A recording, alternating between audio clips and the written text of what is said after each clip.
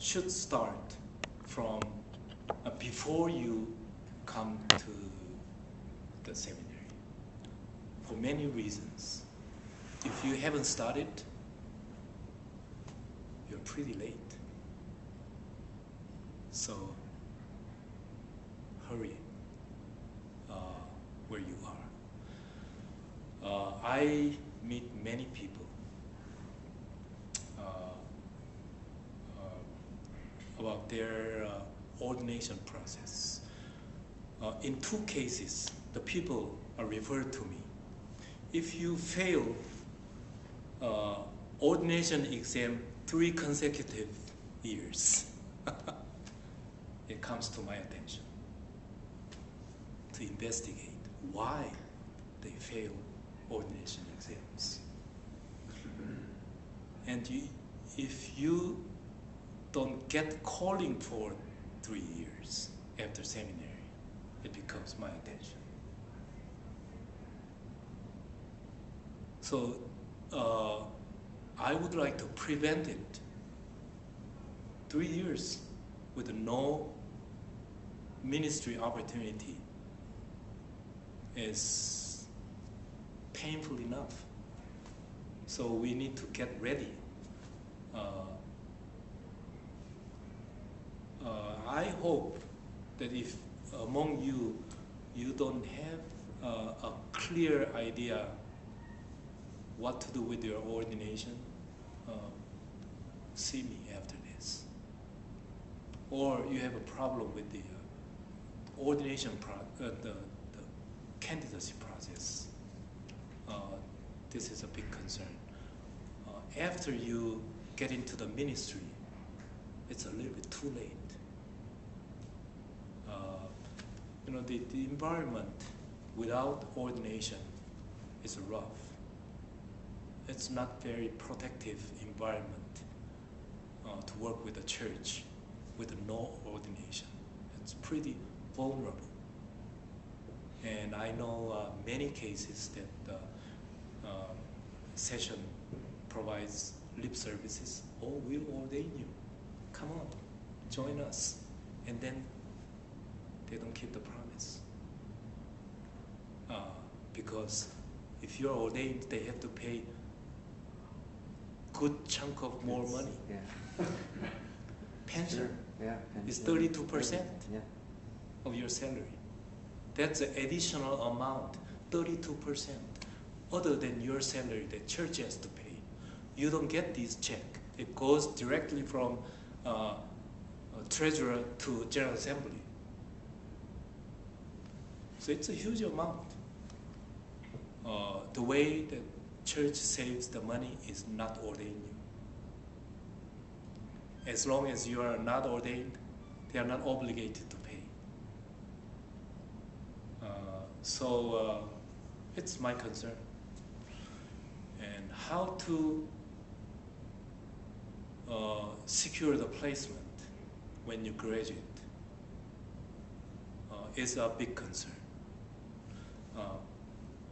Because of the Korean tradition, they would like to have a minister as a staff member.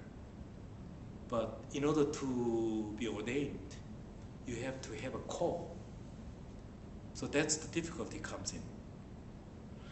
If you have a call, you can be ordained, but church doesn't issue a call because you are not ordained.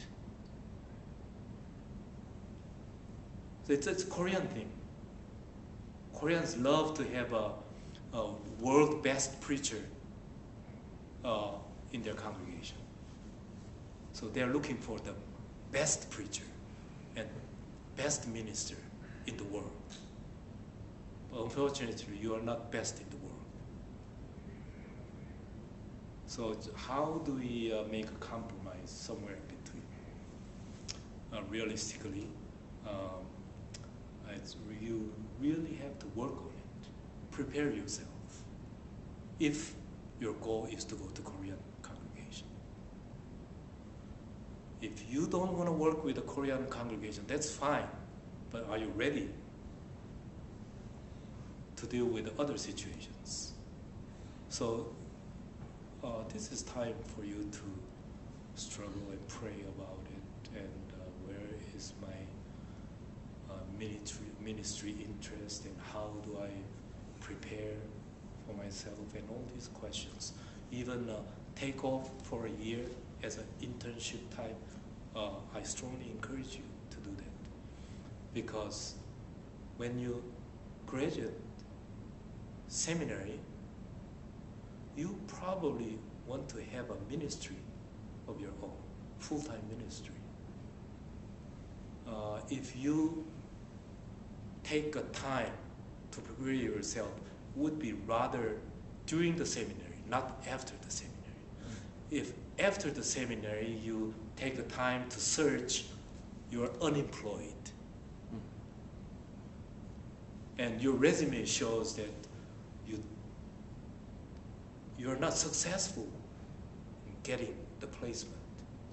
But during the seminary, take an internship, 1 year internship is fine. Everybody understands. Because you're a student and have experiences here and there. So seminary time is the time to investigate what are my future ministry time. Not after the graduation.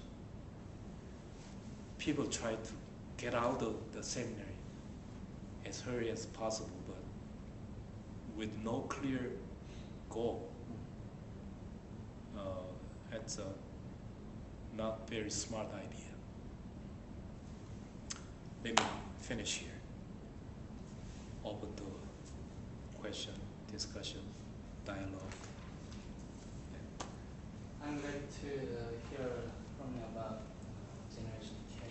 I think CTS have more second generation students than international students. Is it right? Yes, you're right. You're right. In the end, I'm very proud of that.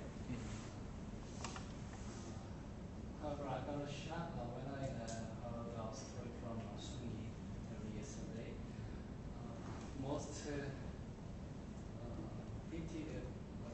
of ministers who graduated from CTS got out of ministry training within 5 years. I wonder why. So I don't know. 50% of graduates. Not, PCS denomination, every graduate, if they obey in their ministry, within 5 years, more than 50% burn out. Oh, drop out. Yeah. Oh, yeah, I didn't mention because to save time, my concern already here. First 5 years, dropout rate. If you pass the first 5 years, statistics shows you're all right. Your ministry will make it, probably, until the retirement. But most of the dropout happens within the first 5 years.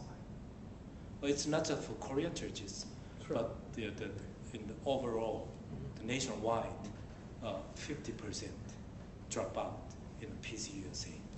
So we pay a special attention to that. There should be many reasons. I only can name those issues in Korean context. But the statistics are across the board, not just Korea. For second generation, I feel more dropout than first. Much more. Could you tell me the main reason? Not just one, but several, I guess.